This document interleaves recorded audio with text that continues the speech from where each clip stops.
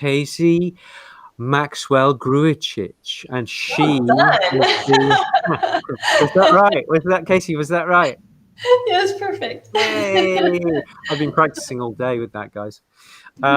So Kasie is the owner and the founder of San Francisco Raw, and we had a chat, Kasie. We had a chat about 5 days ago, and I think it's fair to say we were both having a pretty hard day that day, but We because of both wanted to cancel. we did both want to cancel, but because of our dedication to raw and to bringing great news about raw food into the world, we both bit the bullet and went for it. And I had a really wonderful experience as a result of that. Yeah. And I think we both came away from that conversation. Kasie is the kind of person, kind of raw feeder, who you start on one conversation, which leads into another, which leads into another, which leads you into a rabbit hole, which leads you into a foxhole, which leads you into a wormhole, and then back to the beginning again. And so it was just absolutely glorious. She's very well informed. She did veterinary training. She then became a vet tech. She has healed herself from some really, really, really, really serious disease. And she's been running San Francisco Raw for how long? Tell us a little bit about. What's so exciting is we just celebrated an anniversary. So I had built, this speaks to our primary suppliers and vendors, and a dear mentor and friend to me, Bill Nyman, who basically spearheaded the entire movement towards what now is considered regenerative agriculture for cattle in America. Many long time ago. He's an amazing person. He sent me a little message saying, "Hey, congratulations on your anniversary." And I was like, "What?" And I knew it was in April, but I didn't realize it was April 5th. So April 5th, 2003 was when I actually registered SFRAW as a business. So that's when we launched everything. We had already, we kind of had 2 years of doing something called Meat Madness as a private group. And then when I actually moved it into full-time real thing, I mean, it wasn't a full-time business then, but it was the real deal, and founded it officially and started doing our big buys and order fulfillment and all that. Sorry, I think she's the one moving the camera. I think she. Oh, she has to come and help right when we're doing this, of course. So that he sent me the 18 years. So it's been 18 years as of April 5th, which is 2 days ago, and wow, I'm super. That's so cool. Yeah, so 18 years. I can't believe we've been keeping this boat afloat the whole long time. So and tell us why San Francisco Raw. There's lots of other things that we need to I want to talk about, and I want to publicize you, but there's so many other things to talk about. Just say for 1 second, no, not even 1 second, just tell us a little about what makes you different. Yeah, well, I can start with, one, I've been feeding raw for a really long time. So I've been feeding raw. I started as a vegan. I was a vegan in 1980. Between 80 and 83 is when I actually transitioned to full vegan. Yeah. And then at that time I was, working with animals as a pet sitter, and worked with some horses, and worked as a assistant in a veterinary clinic. And I had a cat that looks a lot like this cat. All my cats are tabby, wild tabby cats that I find. I don't pick them out. That's what happens. Okay. So, a little tabby that I found in a barn, and she was a feral kitten just like these ones. And, ended up keeping her. And when she became about 9 years of age, she got really, really, really sick. She got really, she had all these bad symptoms. And I went to my vet, and he said, well, we think she probably has FIP. She's probably going to die. It's this whole, terrible clinical diagnosis, very dire situation. And I was already vegan and doing holistic stuff for myself, but I never really thought about doing it for animals. So I was in the health food store, and I saw this book, Natural Nutrition for Dogs and Cats, written by Richard Pitcairn. And I read that book, and overnight I realized everything I'd been doing was wrong. Everything I knew was wrong. Everything you All knew the from vet school and from being a vet tech, all that yeah, stuff that I you've been didn't taught. Yeah. know. Like I didn't, I've never put it together, and it just made so much sense because I was already like in that same general mindset for myself. And I understood the power of nutrition and foods and health and minimizing your exposure to toxins and vaccines. It all made sense. I just never really thought of it. I thought they need their things, I do my things, but no, they need things just like we do. So Yeah. I decided that was in 80, 88, 89. I decided to switch her to raw. I didn't tell anybody about it because I thought people might take my animals away. I know how judgmental some veterinary clinics can be if they find out that you're doing something that's non-standard, so non-traditional. And I didn't want to, I wasn't sure what was going to happen. Anyway, switched her to raw, and it was phenomenally successful. She was a whole different animal in every way. We talked about this before, and I don't want to go too, I've already told the story other places. But she got better and continued to live to be 22 years of age and never had another sick day of her life. Wow. A dramatic transformation that actually changed the whole trajectory of my life. I decided to drop out of vet studies. Yeah. And I decided to move up to Oregon, live off the grid, basically. I didn't have water. I did have electricity, but I didn't have water. And so, had moved up there, and I decided to do wildlife rescue and work with animals and feed my animals a species appropriate diets for each species, and also did a whole new self-re-education on all kinds of holistic modalities. I got Reiki certified, I flower essences, gemotherapy. So it's already way into homeopathy. So at George McCloy's book, I saw you studied with him. I had all his books. I was, definitely like really re-education, doing a whole re-education on all these things and being able to test it all out with all these wildlife that I had. And they don't care about a placebo effect. And it was phenomenally successful. They did so well. It was incredible. The incredible stories of healing and transformation, and all of the success that I had with, releasing animals back into the wild. Amazing. And then just all my rescue animals. I had tons of rescue animals. I usually have no less than 10 animals at any given time. So all different species, and I make everybody's food, and it's like a whole thing, So anyway, but I did that privately. I decided to do other jobs professionally because I really was not certain about other people's perceptions of what I was doing and how it would be viewed. Yeah. I decided I'm just going to do that privately. It'll be my own thing. And so fast forward, moved out of Oregon I grew up in the Bay Area here. So moved back to San Francisco and worked in other industries. And then I got really sick myself. And at the time, one of the things that I always did as a vegan was, buying things that were raised ethically. So for me, I can't ethically feel comfortable.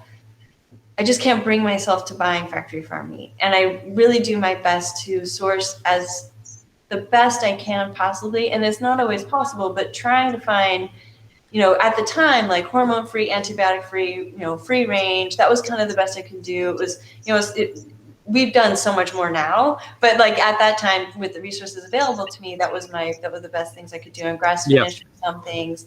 Pasture raised was just kind of getting going at that time.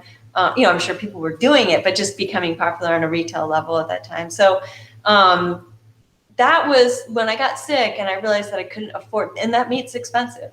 And I was feeding 10 or 12 pounds of food a day. I have multiple Great Danes. I have a bunch of rescue animals, and 10 or 12 pounds of meat when the situation was very dire. I was given a 50% chance of 5-year survival and told I probably couldn't work. And I thought, they're wrong. I'm still going to be able to work. I didn't apply for disability. I was like, I'm going to be fine. But it turned out that I really couldn't really work. And I had to, I really had to go through a lot of difficult struggles and challenges with my health for a number of years. And so during that time, one of my dear friends, we used to walk together at the beach, and I was like, I want to buy in group. We could buy together, and then we could, get from these farms that we want to continue to buy from, because I just can't go to the big box stores and buy this like factory farm meat. I just can't bring myself to do it. And there's no way I would ever feed kibble. It's just not even, like, pretend it doesn't exist. It's not even an option. So we decided to go ahead and she said, well, I want to do this. I had it all organized. And she said, I just don't have a place to do it. I was a tiny apartment. And she said, oh, just use my garage. So set up there. And that's how SFRAW started, with the entire origin, starting with the beginning of that story of me being a vegan. Okay. And that's really what informs and dictates one of the things that separates SFRAW from other places, is you have a vegan running a meat shop, which is really, really weird, but it does make some sense. It's because species appropriate, isn't it? Yeah. Me, as a vegan, and having animals that are not vegan animals, I don't have rabbits and iguanas. I have carnivores. And when you work with wildlife, you can't give a carrot to an owl or spinach to a snake. One, they don't recognize it as food, and two, it would be abuse. That's abuse, to give them something that's not honoring their body for what it's meant to eat and how it's meant to absorb nutrients and how it's supposed to, how they're designed by nature to thrive. Yeah. Now, dogs and cats are a unique species. They've co-evolved with us as a species. They're so highly adaptable that we have been able to take advantage of their adaptability and their ability to survive. I would say not necessarily thrive, but survive on inferior foods that are not their ideals. And so that's where kibble and processed foods have come into the picture. It was never developed for a cat or for a dog. It was developed for industry to use their byproducts, and then they figured it worked for dogs and cats. It was a way for them to get rid of their stuff, which was great. And I love that it was so, it's great to use up stuff and not waste food. I think that's great. It's not the right place for it to go necessarily, because those are not the right foods.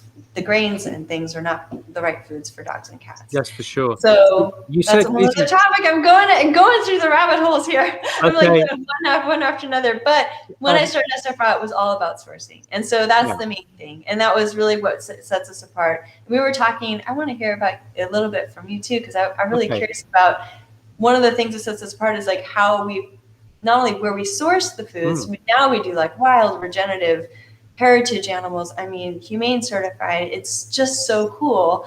So I can buy animals that are being raised. It's all about honor. It's the animals being raised for food or being treated in an honorable way. So a pig gets to be a pig, a cow gets to be a cow, a chicken gets to be a chicken, living their chicken best life.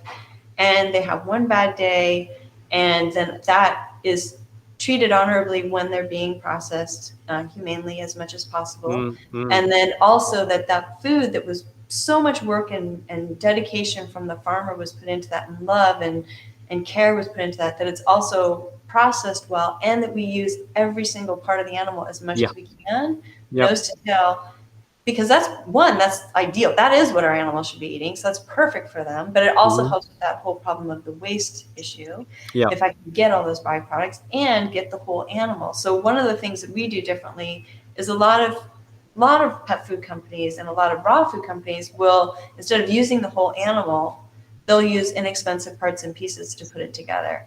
We don't. We use the entire whole duck, entire whole rabbit, entire whole chicken. That's really expensive. That is not cheap, because it actually is weird, but it's cheaper. You would think the labor, but this is how much we devalue labor in America with people working in the food industry. But it's cheaper to buy chicken thighs than it is to buy a whole chicken in a lot of ways. It's very odd, but you buy those parts, it's going to be cheaper than the whole chicken. It's because of the industrialization of the whole thing, isn't it? Kasie, you have Danes. How many Danes have you raised on Raw? Well, they've lived a long time, which is great. So not that many. I had 2 Great Danes to live to be 12. I had one that only lived to be 5, and that was. I have a little story about that. I think that was due to he was my first one that I fed raw to. And I fed way too many grains, way too many carbs. I do feel like that diet was harmful to him now in retrospect, but at the time that was the best information I had. We were making kibble at home essentially with fresh foods. With the first books that were out there originally. And so I think that was harmful to him. I also had another wolfhound. I had 2 senior wolfhounds that I've cared for, and then also 2 Great Dane puppies that passed away. So that was really tragic. And now I have Groovy, and she's 6, so I have another Great Dane. And it's just that a lot of people, even the raw feeding people, when if they're new, they will be nervous at raising giant breeds on raw. And I imagine you're feeding a lot of giant breeds because, Well, yeah, I mean, just because how, I'm out and about with them and we sort of connect with each other a lot. Yeah. And, I was out during the period where I was sick, I would be out with Ben and Mina, my Great Danes that I developed, like the formulas that I have for SFRAW, they were developed during their 12 years of life. Like that was what I fed them basically over time. And I always perfected the diet and made it just perfect, how I thought was the best. And they were out with me, and I was out in the parks as much as I could and getting outside and walking as much as I possibly could. Yeah. They were wonderful. They would each get on the other side of me. If I ever got wobbly, they were just amazing dogs. They were so good. But I was out as much as I possibly could. So it was like 4-6 hours a day, just trying to get myself healed and be outside. And so I would come across lots of people. So a lot of Great Dane people, all different kinds of Great Dane people, and they would meet them too. That was the other thing. Like that's one thing that's great about being out with your raw animals is you're out with them. And I would get all the time people would say, oh my gosh, they'd be running around playing like rugby players and crazy jumping in the air, crashing like Clash of the Titans play. And they'd say, oh my gosh, how old are your dogs? Go, oh, they're 7. Oh my gosh, 7 months old. No, they're 7. 7 years, or 9. I had that happen when they were 9 and they're like, oh my gosh, they're 9 years old. It's, they're doing great. And so that would get other people with giant breeds to be more interested. And then also during that time, it was when Yahoo groups were a big thing. And so I was on all the Yahoo groups, and I talked a lot, obviously in my own group, I was always emailing in there, posting in there, but with the other ones, it was a little bit quieter, but I joined all of those and we would kind of connect behind, offline and things. And so, I fed, at this point and helped other people. And I've had like nephew Great Danes and niece Great Danes who are like, basically who I started them on raw when they were little babies with their people. And I would call it like Groovy's best boyfriend, Great Dane. He's also been a member since his dad came before he even got him as a puppy. So lots and lots and lots through SFRAW. Okay, amazing. And so have you got, what's your top tip for people who are feeding puppies? Well, there's a couple things I usually do. Like one, and I do this with everybody with puppies, but for puppies, it's like, you need a team, because people come in and they go, I just want to talk to you about diet. And I go, wait, let's back up. Because one, there's a lot of things that contribute to your animal's long-term health. And we have this golden ticket opportunity right now for me to give you some information that you can do what you like with it. But I want you to know about the vaccines and the fleas and the tick medication and all those kind of decisions that you need to make. Yeah. And you need to have somebody who's on board with your decisions that you're making. So let's find you and get you connected with a vet who will be in your corner and work with you, making all those good decisions and be able to, so I usually try and make sure that you have a good vet on board. Okay. Have you got plenty of those vets in San Francisco? I wish. We don't have enough. We really don't. We have some great ones. And we now with COVID, we have quite a few across country that are doing telemedicine, which is fabulous. And they're really good, because that's the way I can send people like the best. Like I don't have to just go, who's local. I can say this person is the best homeopath. This person is the best with nutrition. I can send them over to these people, which is great. Yeah. And they can get them in line. And then they'll have, there's some people, the local vets are usually more like raw tolerant, or they're more, like we were talking earlier about being more conservative in their approach with treatment plans and being open to the idea of not doing a lot of those chemical preventatives. Sure. And what I find to be harmful. And then also getting them in line with a behaviorist so that they don't make any big mistakes, and they have this great opportunity for socialization, that really essentially closes at 12 weeks of age, and then you're making up for it all after that. So, you want to make sure, or 16 weeks of age, you want to really make sure that they have these people. So I'm like, okay, first let's get those people in place, then we can talk about the diet, and then I'll help you with that. And so usually, that's the most important thing. There's a few other tips for the giant breed dogs that people aren't usually aware of. I just usually like to bring up. One, I usually tell them, with Great Danes in particular, they're like canaries in the coal mine. They are really sensitive dogs, even though they're really big. So they're going to be more sensitive to these chemical things and kibble and stuff like that than a lot of other breeds. And that's why you'll find so many of us who've started these groups and stuff in America, at least, almost all of us have Great Danes, it seems like, or a lot of us have Great Danes. The early people, a lot of us had Great Danes. Okay. Like a person in Southern California, a person in Arizona. It's really interesting. But you're going to find that you're going to not have a lot of trouble if you can go ahead and stay away from this stuff. Also, you should talk to Thomas Sandberg. He has been raising Great Danes to be the age of 15 or 16, and that's his whole thing, is longest living pets and longevity. And he has Great Danes, so he's another Thomas Sandberg. Totally I'm just going to put. I will. As a guest, that would be great. I shall write it on the screen. He's actually been on last year. He's so brilliant. Yeah. He's great, isn't he? He really is. And so I usually tell people also, don't let your puppies, you want to expose them and you want them to be safely socialized. But for puppies, people don't know, with the giant breed dogs, there's actually been research studies that have shown that if they, Thomas Sandberg, and for long living animals, any long living animal, his program's amazing. So the 4 months, you don't want to do stairs. And in San Francisco, we have all these old Victorians and lots of stairs. And so I just make sure people know not to do any stairs with their Great Danes for the first 4 months, or even any giant breed dog like the Mastiffs and all those kinds of things. It really increases the risk for hip dysplasia. So that's something that there was a study done a long time ago that showed that. Also, that you don't necessarily have to feed with a raised people bowl. Think feed with a raised bowl. You don't need to do that. Oftentimes you give them the raised bowl and they just take the raw food and take it out and put it on the floor anyway and eat it that way. So they're totally fine, and it doesn't necessarily help them with their backs or with their prevention of bloat. And do you add extra bone or kind of hold back on the bone side of things, or you just give them like a regular diet with regular bone content? Yes. Yeah. A regular diet. Typically I do. So that's the thing that shocks people, is when people come in, they say, oh, this is how, and I do it differently. Some people do the puppy weight. I do the expected adult weight, 2%. The expected adult weight is what we feed the puppy. The puppy's going to eat the same thing now as they do later.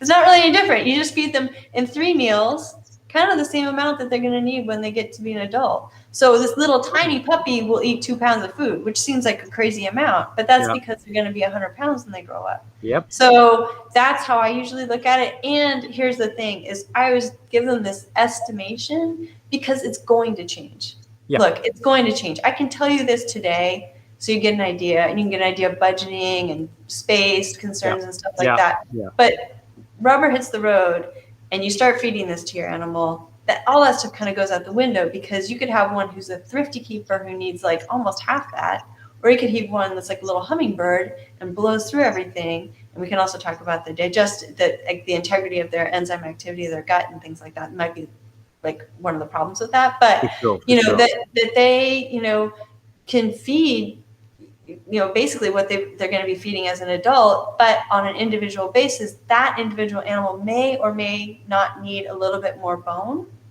or a little bit more organ. And I like them to bring their puppies in so I can see them. And I know not everybody has this type of relationship with somebody, but if you can get a mentor or somebody who is familiar with healthy, growing, raw-fed giant breeds, I like to see, one thing you want to see is, so horses. So the pasterns, right?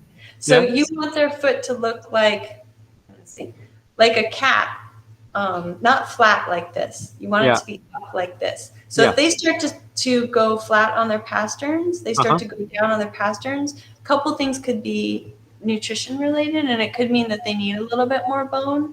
With German Shepherds, sometimes I see they need a little more vitamin C, which is weird because dogs make their own vitamin C, but some of them do need it, and stress will deplete it. So sometimes, and I think that helps with the vitamin C is a cofactor with, calcium absorption and minerals in the body. So they might need a little more vitamin C to help with that. Also with the puppies with the ears going up, you can kind of tell, and with their, their growth with a puppy, you won't have this roly-poly, fat, lazy puppy. You're going to have They might still be lazy, but you're going to have a more of a well-muscled puppy that looks like a little mini adult.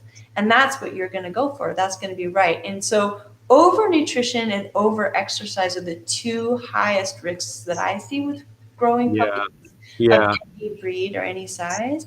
So you always want to keep them, you don't want them to get heavy. You want to keep them lean and trim.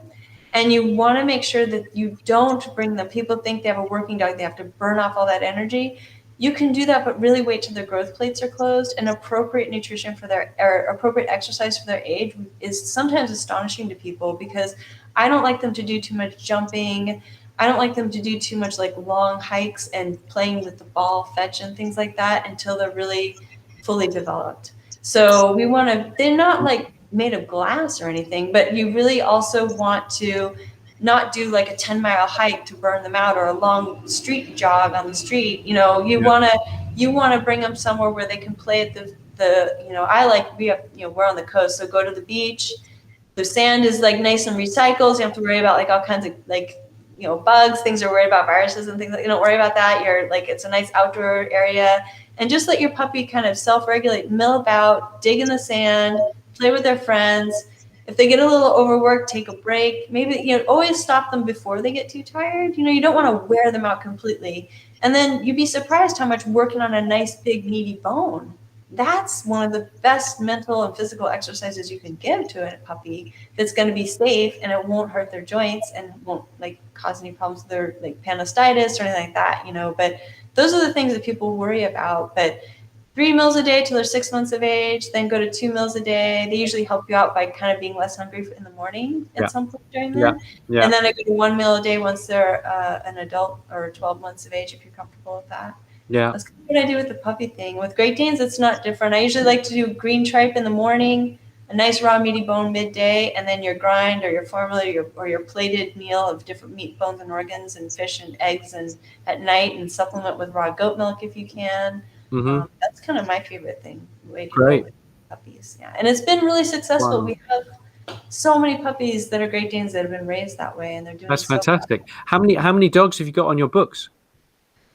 Sorry? How many dogs have you got on your books? How many dogs do you feed every day? In SFRAW? Yeah.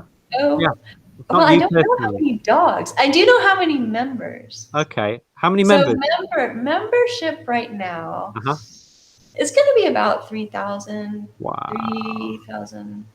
Wow. It might be more than that. Honestly. And they have an average of what, 1.8 dogs each or something? Yeah, I mean, some people have just one. Some people have quite a few. Some people have dogs and cats, you know, of course. Are you feeding cats as well? Of course, yes. Okay. Of course, your cat. And humans.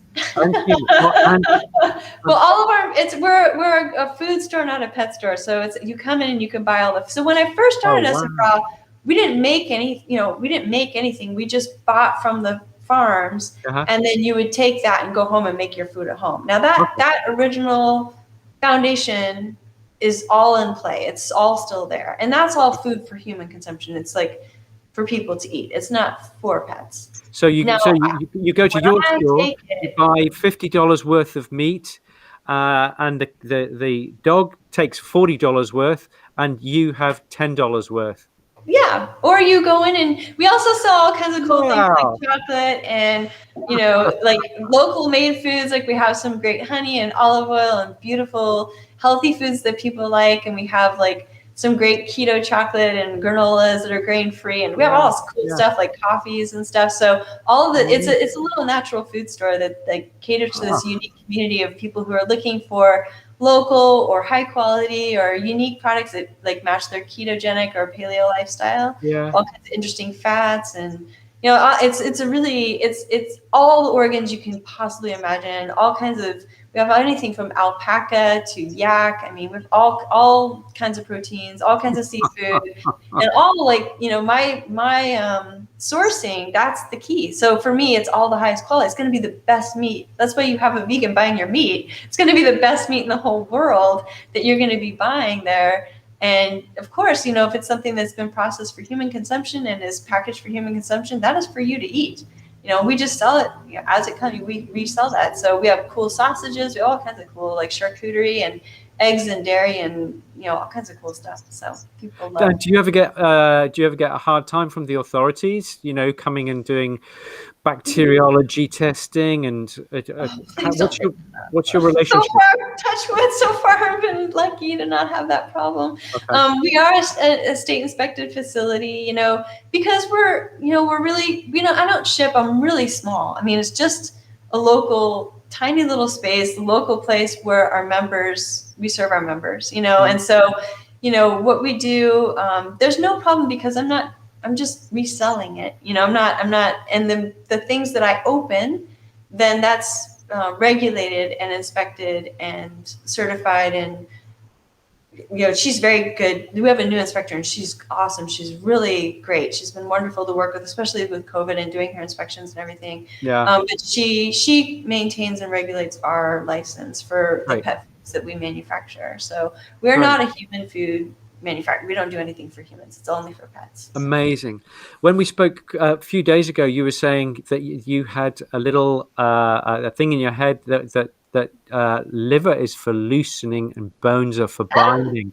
Yeah, you hadn't heard that little thing. Yeah. Tell us a little bit about that. That's fine. We're over time, but I'm really enjoying this. So let's push on for another 10 minutes or so. So, I mean, this is one of the things I explain to people about how to help with the balance idea, because I think you and I both agreed that it was, balance is on an individual level. You can put it in a spreadsheet and there's basic parameters and guidelines that you need to meet and qualify. Yeah. And there's certain things that are really vitally important that you cannot skip. You cannot. But if you're feeding a meat-based diet and you're feeding the whole animal, including the organs, and you're feeding a variety of proteins, that's kind of the basis. And then you want to go from there to sort of tinker with the stool quality. I like to let people use organs and bones to come up with the perfect poop. And I do have a blog post where I have pictures and everything about poop. Great. And that'll be on an individual level, in my opinion, like if you're doing the right amount of those different components of the diet. And we actually sell those independently and separately. And for them to remember about it, I tell them that liver loosens and bones bind. And that means that the bones will bring the poop together and become drier and harder and firmer and more solid. And that the liver and other secreting organs in that same category will make the stool darker and tarrier, or even liquidy or watery if you've overdone it. And that's just a really easy way for people to remember. Remember, liver loosens and bones bind. Bones bind. Great. I like it. I like little take-home lessons that you can easily remember. That's really nice. Thank you very much. So just in the last few minutes, are there what have you learned in the last 18 years? In the last 18 years of San Francisco Raw, what are the things that you've learned that you would really like that you think are really essential? One of the things that I try to impart to people is people come in and one of the things that makes us different too is that they think that, and one of the things for 33 years of doing this, what I feed now is so different from what I fed when I first started. Yeah. And yet I'm still feeding raw. I fed raw then, I feed raw now. I agree. It's a completely different diet, and it's a different diet for each animal. Yeah. So I tell people, there's these subscription services and people just get things sent to them and they get their diet and it's completely balanced and don't think about it, even with raw, and they just don't have to think about it. Now, that's really convenient, but the truth is that, in my opinion, in my experience, nutrition is not a set it and forget it thing. Yes. It's not something that you just, it's not like a plug in the wall or replacing the batteries, or, it's not putting gas, it is putting gas in a machine in a way, but the machine's biological. It's not mechanical. I always say there's 5 elements to it. You've got bones, you've got organs, you've got meat, you've got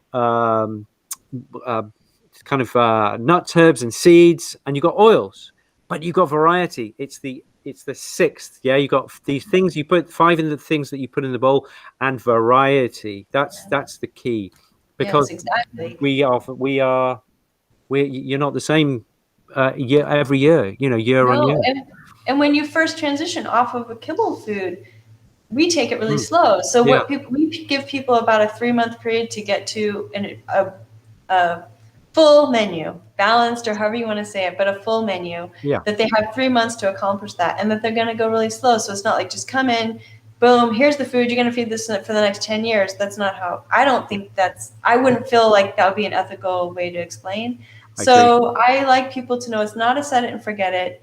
And what you feed now will not be what you're feeding later. Mm-hmm. And to feed the animal in front of you with the best information available to you at the time. And that's the thing that you and I both were totally jiving on last time we spoke too, is that this is so interesting. One, because I'm so passionate about it, but because it's also constantly evolving and changing. The landscape and the information that we get about nutrition, not only for humans, but for animals, and all this health information that we're getting is constantly evolving. It's constantly changing. Now that can be overwhelming and exhausting or intimidating for some people. I find it super engaging and really exciting. So that's one of the things that I say is that I'm obsessed, so you don't have to be.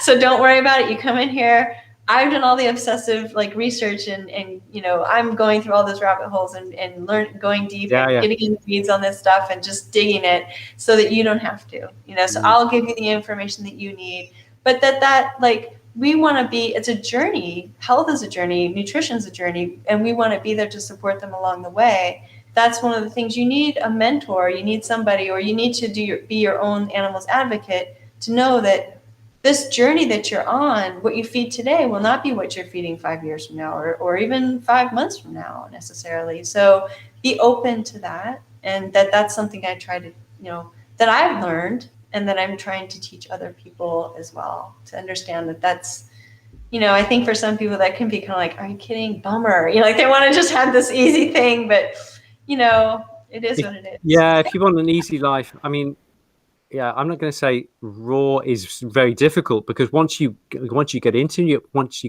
it and you understand it, and that motivates you, it's actually easier than feeding kibble. Because I find most people, back in the old days, almost everybody fed kibble with a little bit of something on top, a bit of sardine or a bit of chicken, because human beings have this innate, they have this suspicion. It doesn't look like food. My dog wants food, and yet the industry says you've got to feed this brown kibbly. And don't feed table scraps. And don't. Now I agree. And don't feed table scraps if you are serving at your table fast food. Yeah. You know what I mean? No, don't feed that table scraps. But the problem is that we didn't have fast food, and we shared our food with our animals, and that's how we did for millennia, from the beginning of time, the dawn of time. The new weird thing is the fast food that's killing us. Yeah. And the fast food for dogs and cats, which is the processed foods and the kibble. So unfortunately, we both got put on these diets that are not health promoting and not sustainable. I'm just reading Gary Taub's Good Calories, Bad Calories. Oh, I'm blown away by it. Yeah. It's absolutely amazing. Guys, if you're really into a very, very deep dive into food, nutrition, energy, insulin, diabetes, Alzheimer's, cancer, then Gary Taub's Good Calories, Bad Calories it's an amazing read. Okay, Kasie, last question, and this comes from one of my gurus, Tim Ferriss, and who used to live in San Francisco at one point, I think. Have you come across Tim Ferriss? Oh yeah, of course. He's very famous. Yeah. He's a very famous person. Yeah. Of course. Yeah. Not so big over here, but I think he moved to Austin. He used to be here. He's in Austin now. He's in Austin, and he has a dog, a boxer called Molly, who he feeds kibble. And I'm thinking, it's crazy because he's very. Thank you for saying that. That is so funny, because I felt the same way, because I listen to all these health gurus. I'm obsessed, not only on the animal side but on the human side, right? Yeah. And I just. Oh my gosh, when I hear these people who are talking about, for example, Mark Sisson, I know for sure, the Primal Blueprint, he definitely feeds raw to his animals, and his people associated with him do too. Okay. And so, and then there's Mike Munsell, he feeds raw to his dog, and he's a health guy, a high intensity health up north. There's these people who are in this community of health educators with humans and functional medicine for humans that do that. And Chris Kresser was an early member with us. He didn't even have a dog at a time. Now he doesn't live here, and I don't know if he ever even got a dog, but he was in anticipation of getting a dog. He was buying all this meat for himself. Anyway, these great people who are great health educators and leaders and visionaries in this whole functional medicine thing for humans, and they're all feeding. And then I was like, how can anyone who's doing that feed kibble to their dog? I don't understand. It's like mind-blowing to me. I just don't understand it and that's the thing, like he was talking about, because he travels all the time and this and that. And I always say when people travel, sorry, this is going so far, but when people travel, I say, well, if you can feed yourself, you can feed your animal. Yeah. So, and I'm shocked, in America at least, there's 1 million Whole Foods all over the place now, which is for better or worse, whatever, it is what it is. Yeah. But when you're road tripping or you're going anywhere, and fasting's no big deal, just fast. You'll be fine. No one's going to die for a day or two if you don't eat. You'll be okay, and it's what they're biologically designed to do. Yeah. It's my husband's motorcycle. I'm sorry. So he's probably going to the gym right now. So if you can feed yourself, you can feed your animals, and you can go into this is great. Go to eatwild.com, find a local butcher, it's a great adventure. You guys are traveling, have fun, go find some cool place, and don't know what farmer or what local butcher shop or something you'll find to get some meat. You can feed it to your animals. You'll be okay. It's no big deal. It's you, and you also, when you're on vacation, do you eat a perfect balanced diet? No, you're on vacation. Everybody sort of has these dietary indiscretions on vacation. I mean, they might go off their plan, or they're following their macros or whatever. But anyway, your animal can too, and they're going to survive a couple weeks or a couple days not eating their perfectly balanced diet. They'll be okay. They'll be okay. Amazing. Okay, so the last question, Tim Ferriss' question, is: if you could have a billboard, really, really, really big billboard, what would you put on it, and where would you put it?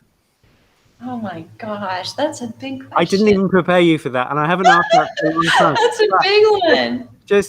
Just the first thing that comes to mind: what big old billboard? What would you put on it, and where would you put it? I think one thing that people need to think about that would help them and anyone that they're feeding, I would think, would be Michael Pollan. He's said this great thing where you are what your food eats. And I like that because it gives you this consideration of not only what you're eating is important, but what they're eating is important. So then that brings us back to sourcing, and that just gets people in the mindset of understanding. They'll start. I hope that they would start to understand that I can't do one thing on the billboard. It's hard, but there's going to be also voting with your dollars, what you want to see in the world, and the more you learn and the more you understand about the greater ramifications on the economy, on the health of everybody, on the healthy individual, but on the health of the whole population and society. And, the way we treat our workers, the way we treat our land, the way we treat our animals, that the health is not just about, yourself. It's about, we're all on this big, orbit, orbiting the sun, blue globe. And it's blue and green. Hopefully it's staying blue and green as much as possible. And that, it has greater impacts, and you can make a huge impact, and what they eats matters. What you eat matters. Yeah. And you should eat. Oh, and that's one thing. Bill Nyman, again, he said his on all of his boxes of turkey is eat like it matters. Eat like it matters. You should eat like it matters. Like what you're eating matters, and it does. It really, really does. It's true. It's very profound, and there's ramifications from that. And on that philosophical note, I'm going to call it a close, and I'm going to say thank you so much for coming to talk to us. It's been absolutely wonderful, and please would you come back and talk to us again in a few months' time? Thank you. There's so much. So you have so much knowledge, and you explain things so beautifully. You've got to tell us your stories of when you went to Africa and the wild dogs and the lions. And my little touring ideas. I have all these touring Taurine, ideas. So we'll go through that next time, maybe. you're the Taurine queen, and I'd be really fascinated to hear that. So please come and Thank see you so us much. again, and I really want to thank you. Do hang on there. I'm just going to say goodbye to everybody, and then we can say goodbye after Thank you. we've done. Thank you so much, Kasie Thank Maxwell Grujcic. Grujcic, yes. Grujcic. Almost. I've forgotten it. From You're 40 so minutes. good. That's amazing. It's not easy to say. Yeah. It's been great. Thank you so much, guys. It's been really wonderful. Hang on here. We're just getting back in our stride on Jaw on Raw, and therefore I can't remember what we've got next week. But I will post so that you know what's happening. Be well, eat well, feed well, and we'll see you next week. Thank you so much for joining. Thank you so much. Thank you for Kasie, having me. thank you very much indeed.